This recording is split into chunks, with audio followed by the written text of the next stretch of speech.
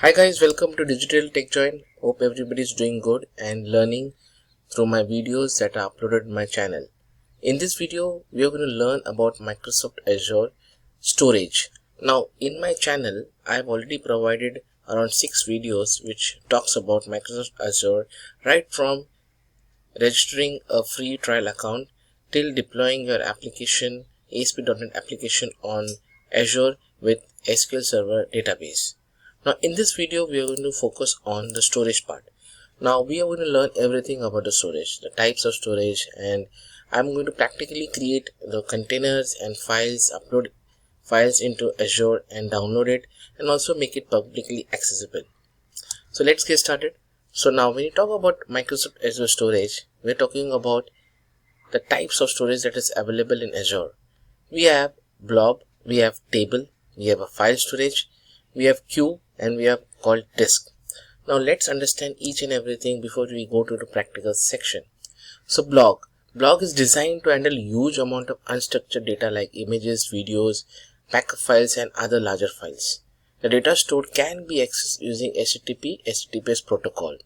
Then we come to table storage in key value pair format similar to NoSQL database. In my practical session, I'll show you how to create those. Then we have file storage, which is the most common storage where we can share the file, and also we can mount the drive into our local drive so that you can upload files directly to your drives, which will be available in Azure file storage. Then we have something called queue. Now queue is typically used for messaging services, primarily used for disconnected architect. I'll be talking about queue in the later section in the practical walkthroughs. Then we have disk storage associated with a VM. So whenever we create a VM, virtual machine on Azure, then we are also associating a disk attached to this VM. So this disk creates a space for the VM. Now how do you create a virtual machine and how do you set up your virtual machine is something that is already covered in my channel. I suggest that you go and watch out the creating a first VM storage on Azure video tutorial. Then before we get into practical, there is something called redundant storage, which is very important concept, and I've added this slide only to explain this. So what is a redundant storage? So basically storage that is available on Azure needs to be durable and it should be available. Now there are various types of redundancy storage types available in Azure. You need to make sure that whenever you select locally redundant storage, that is the data that is or file uploaded on your primary single availability zone is actually copied to multiple versions, but it resides in the same zone. So if your availability crashes or there's any issue, then you lose all your copy. That you can depict in the first screen over here. This is something that will not cost you much, but you should also make a note that it is totally not durable and can create a problem during your availability. So whenever you have something that if your cost centric and if you want something which is cheaper for storage, then definitely you should go with locally redundant with a risk in your mind. Then we have zoned redundant storage, where you are storing something very important and you demand for availability as well as durability. That means the availability that files that you uploaded is spread to multiple availability zone that is shown in the diagram. So if anything happens to your availability zone 1, then you can retrieve that file from availability zone 2. And then if anything happens to availability zone 2, then it can retrieve the file from availability zone 3. That is the reason zone redundant storage costs you a lot, but then you also are ensured that your files does not get damaged or lost. So guys, this was the important topics that I wanted to cover. Now let's get into the practical session and see things in action. So I have logged into my portal. I have logged in with Digital TechJoint, and here in order to understand the Azure portal, how do you access the menus and what are the services available, and everything is covered in my video on knowing about using Azure portal. So now we get back to our topic of storage. Now when you log into your Azure portal on your dashboard, you will be able to see Azure services, and inside this, and here in the services you will see there is an option called storage account. Now here you can click on that and say create storage account. Otherwise you can use the global search bar and type in storage, and you can see it shows you the storage account from here also. You will also be able to access storage account from your left hand side menu, and you should be able to see the storage account from here. You can see it over here, right? So these are the touch points from where you can access your storage accounts resource. So I'm just clicking on storage account over here, and I'm clicking create a storage. So once you click on the storage, we get a typical screen of wizard. There are multiple steps that you need to provide an input in order to provision your storage on Microsoft Azure. Let's understand each tab and proceed for creation of a storage account. So in your basic, we have subscription. So my subscription is a paid subscription. So the name of the subscription is Digital TechJoint Subscription Plan. This is a resource group. I've created a new resource group called Digital TechJoint Tutorials. You can also click on this button and create your own resource group. I had covered in my previous tutorials why we use resource groups to manage your resource in according to your environments, like public, like production, UAT and test environment. So this is my group, Digital TechJoint Tutorial. Then proceed to storage name, which has to be small character and number. So I'm just typing Digital TechJoint, okay, and storage. So this is my storage name. So this is available. I'm selecting the default Asia Pacific Central India. Here this gives me the option for selecting standard and premium. Make a note that premium is used for low latency and standard is a general purpose. For demo, I'm selecting standard. Then here the option to select the redundancy. I had mentioned this and explained this in my PPT. So here you get an option to select the redundancy. How do you want your storage durability and availability? So obviously I mentioned about zone redundant and locally redundant storage. Now geo zone redundant is a combination of zone and geo redundant storage. So in this demo, for demo purpose, I'm going to select locally redundant storage. Okay. Now after selecting and inputting all these values, I click on next. So when I click on next, I get certain options on advanced. Now this is the option where if you want to have a RESTful API accessing your storage, then you need to tick it. So right now I'm not connecting to my storage with any RESTful API. Then you are also allowing, if you want to allow your storage to be publicly accessible, then you need to make sure that it is ticked. In my case, I'm keeping this ticked because I want to show you how can you access your storage publicly. Then this is enable storage key access. This is something that if you are accessing your account with your own shared key, then you need to enable this. Right now I just untick it. Then we have the TLS version, which is 1.2, and then these are the options for access control and block storage. So basically here block storage allow cross tenant replication. So right now I don't want any replication because I don't want to incur any cost. And this is something that if you, how do you want, this justifies how do you want your storage to be classified, whether it's an odd storage or cold, which means if it is odd, it is frequently accessed. In my case for demo, I'm selecting cold. Then this is like enable large file sharing. Now next one, click on networks. So I leave this option as it is, enable public access, which I wanted. And then I click on next. Data protection, so enable soft delete for block. Okay, soft delete enables you to recover block that previously marked deletion. I don't want this option for demo, but this is something that if you want to ensure that if someone deletes your files accidentally within your team or company, you should be able to recover it. If that is the case, then you need to enable this option. Then I don't want enable soft deletion container also. And enable, I don't want any of the options right now for the demo that provides me the recovery option. Okay, so next I click on encryption. I let this Microsoft managed keys to be enabled, and then I click on tags. Here is the name. If you want to specify storage name, and this is files, my storage. This is just a key tag. For all the resource, I click on review. I can see all the options selected, and then I click on create. So while it is creating, you can check in the notification panel that the resources are getting deployed and my first storage Digital TechJoint tutorial is getting created. So in your notification panel you can see things in progress, whereas you can also see it over here.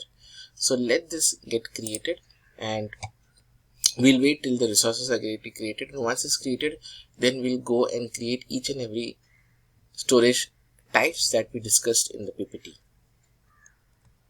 So we have completed the deployment. Here you can see on my notification panel, you can see deployment succeeded, and this is my Digital TechJoint Storage link, and from here you can see on your left hand side also it shows a message. We can click on go to resource, or you can pin it in the dashboard. So if I click on pin to doc in my dashboard, you can see it will show you the dashboard, and you can also click on the link. You can go to your dashboard and you should be able to see this option over there. You see the option is available over here. So you can see it is Digital TechJoint. Now at the moment I click on Digital TechJoint Storage, I am able to see the property. On the right hand side you can see all the options that was enabled, and you can click on refresh and you can see all the options. You can see the properties defined for security, networking, file storage, and then you can see monitoring. Right now this is the monitoring that is enabled. So you can see the monitoring is enabled. Then there's 7 capabilities, like you can host your static files, security and all this. Recommendation right now, whatever I've selected, it is as per the best practices of Azure. Then there is tutorials where you can understand more about storage and tools and SDKs. So these are the options in the property sections. Now let's go on your left hand side. So this is our Digital TechJoint Storage which we created. This is the activity log, tags, migrations and all those options. Now we come to the data storage. Now this is where we discuss in the PPT the block, container, file, share, queues and tables. Okay, so we are going to explore each section. We are going to create each section and see how things work in Azure Storage options. So here under the Digital TechJoint Storage, you can see scroll down and you can see data storage. So first I'm going to click on block, that is the container, which is also known as a block. And once I click on the container, I have seen there's no container defined over here. So click on the plus sign and I'm going to say Digital TechJoint container. So this is a container. By default it is private. If you want that whatever objects that are stored in the container should be accessible publicly, then you'll have to select public. So I'm going to select container and I'm going to create. We will get option to change the accessibility that I'll show to you. So you click inside the container, and here you can see there is no files or objects right now in this container. So what we are going to do is that we are going to first upload our files. So we click on upload inside the container. On your right hand side you can see there is an option provided where you can drag and drop the files. So I'm going to click on browse file and I'm going to desktop, where I've created a folder called documents, and I'm going to select. You can do multi-select, or you can select a single file and click on open. You will see the files is right now displayed and it gives an option to upload, and I click on upload and this got successfully uploaded. I can upload one more file. This is an image file that I'm going to upload, and I click on upload, and here you can see both the files are now uploaded and displayed in the container. So now when I click on Digital TechJoint Storage and I click on container, I am able to see Digital TechJoint container, and when I click on the container I am able to see all the files that are uploaded. Here I can click on the file and I can delete it as well. So these are the options that are given. Here you can see there is an option called change access level. So right now when I click on any of the files and maybe at this file and I click on change access level, it says that it is currently private and I can make it public as well. So let me just go ahead and even change the access. So first I'm going to do is that click on this file and go to the properties and copy the URL and try to access this file on the internet. And here you can see I'm getting a message saying that resource does not exist, the rights is not given. Now what I will do is that and click on change. So this is, so here I click on, so I click on the file and then I click on the option change access level and I select as container and click on OK. So now the access is changed. Now I go back to the same URL and click on enter or I just refresh it once. And now I click on the property. I just click and copy this URL, and here you can see I'm able to publicly access the file. So then if you have any scenario where you need to give any files access to your audience, who have dedicated audience or any links to be shared, you can also do that. And once you can also set the time limit for this URL, and that URL can also expire on a defined limit. So all those options you can use it. So for this particular file I've changed the access. However, for this file it is the access is still not given, and here you can see, okay, so it's a container level. So if I have given the access at a container level to public, then I should be also able to access another file. So I click on this file, image file, or copy it and paste it on the URL, and here you can see it is loading that image. So here I've seen the container. So here you see the container, how it functions. Now this container also enables you to programmatically upload documents, so which will be covered in my next video, where I'm going to create a web API in .NET Framework 7.0, and using that web API I'm going to use a container, Digital TechJoint container, upload files, videos and images in the container from ASP.NET Web API. So stay tuned for that video. I'll be releasing this by very soon. So this was all about containers and how you can change access and provide option to upload files on Azure. Next we go to file share. File share is something that you can commonly use to share your files, and it also provides the option to mount this drive in your local PC, so that you can directly transfer those files to your mapped drive instead of logging into Azure and uploading the files. So let me just click on the file share and first give a folder name, Digital TechJoint folder. So this is a folder name, and here the file size and everything, maximum is 5 TB, which we can change it. So let's go ahead and create this file now, folder now. So the folder is created. Now if you click on inside the folder, you'll be able to see the properties of this folder. Here I can go ahead and edit the quota, and instead of 5 TB I just say 100 GB. So this is the way you can change the quota. I suggest that whenever you're using a pay as you use option subscription, make sure, and if you're learning something in Azure, make sure that you always go with the minimum set of capability, so that you don't incur a lot of bills. And once you finish your tutorials, make sure that you clean up an entire resource that I'll show it to you right now after this video. So I've edited the quota and reduced the size. Right, this is a folder that will hold all the files. This is the property, the size, performance, backup, and all those options that I enabled it. You can change those options. You can change the tire also, like this transaction to auto cool. So I can select it to cool because I don't need any frequent access right now for the demo. So this is how you need to change it. Now what I'm going to do is that inside this storage, when I click on the files, I created a folder called Digital TechJoint folder, which is, I click it, and here I have the option to upload files, and here I can browse and select multiple files like that and upload it. So you can see the files is getting uploaded. Now here this is a simple way of uploading files. Now when you click on your browse, you'll be able to see all the files over here. Now you can also map this Digital TechJoint folder in your local drive. So you just have to click on, there's an option, you click on the folder, there's an option called connect. You click on connect, and here you have to select the OS, operating system, in my case Windows. Then you have to select the drive, for example T or D or something like that.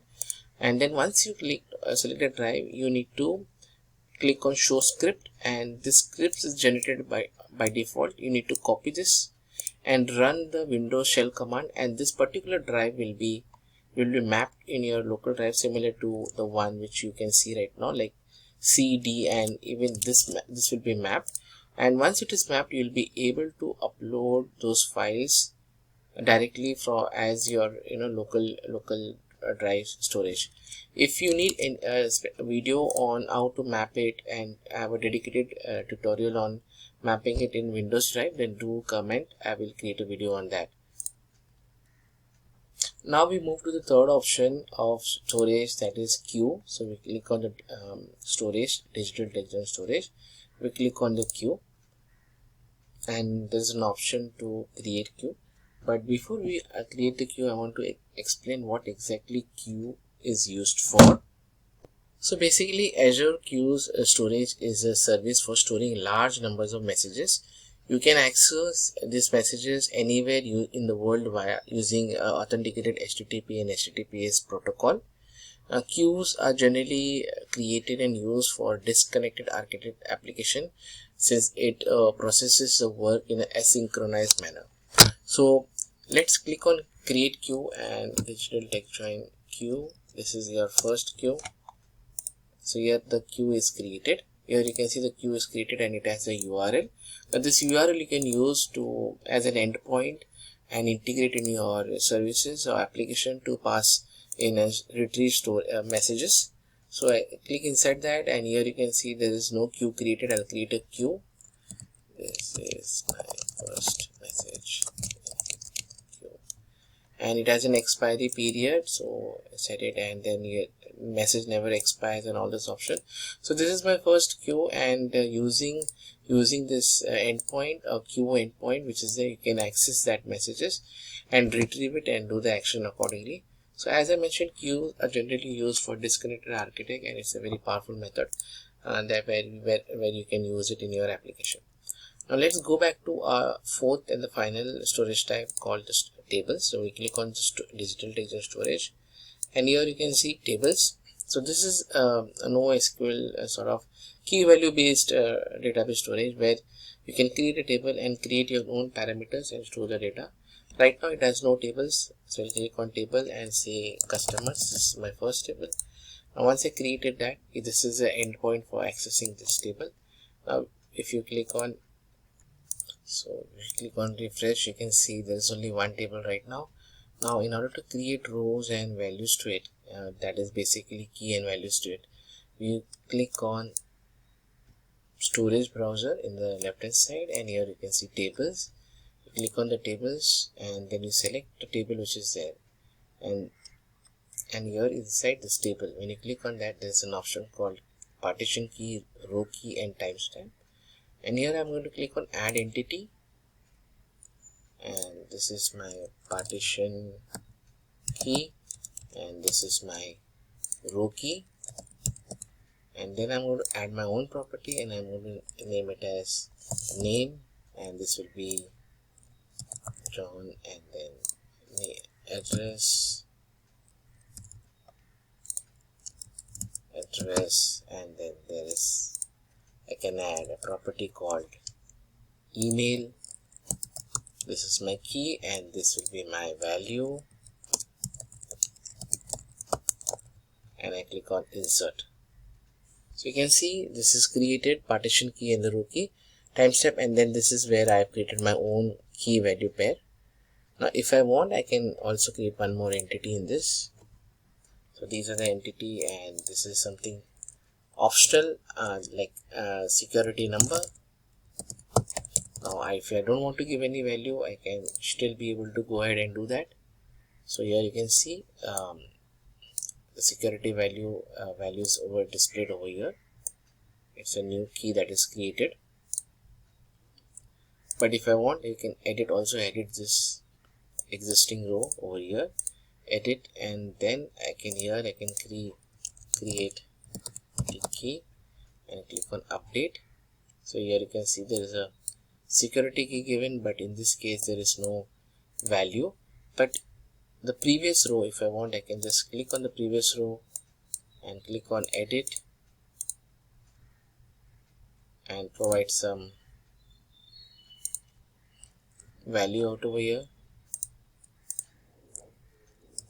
some key and some value.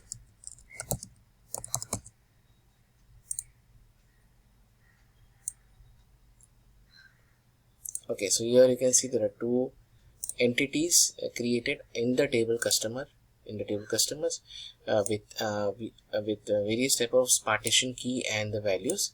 That is how you can have the flexibility. It is not a similar to relation database where you need to have a column defines, and you need to provide the data points for the column defines. This is something like key value storage that is provided by Azure in your table session. So this was it on the storage part, and I have covered most of the storage. Like this is how you need to container, file share, queue, and table. This is the main storage space, and under that we have created all these options. So this covers the topic of Azure Storage. In my next video, I'm going to use ASP.NET Visual Studio 2022 and create a web API and show you how to programmatically upload your files and folders, videos into any of the storage device. I'll be using containers for the demo. So guys, I hope you like this video. Before you go ahead on creating Azure and make sure that you delete, once you understand and do the tutorial, make sure that you delete all your resources. If you are already used your free tier subscription, in order to make sure that your resources are not active, click on the all resources, and here you can see right now I've created Digital TechJoint Storage. I will select that option, okay, and then I'll click on delete. So this will, and just give a confirmation, and this will delete the entire resources, and I have to make sure that no resources is active so that I don't incur any billing. So my storage is deleted now. I am sure, just click on the dashboard, click on all resources. There is no resources active, so I can very well ensure that there is no billing that will be incurred during or after this tutorial. So guys, thank you so much for watching this. Thank you for your time. Please do subscribe my channel. Please do share my channel link with your friends, families, and colleagues, and help me grow my Digital TechJoint channel. And do like all my videos. Thank you so much.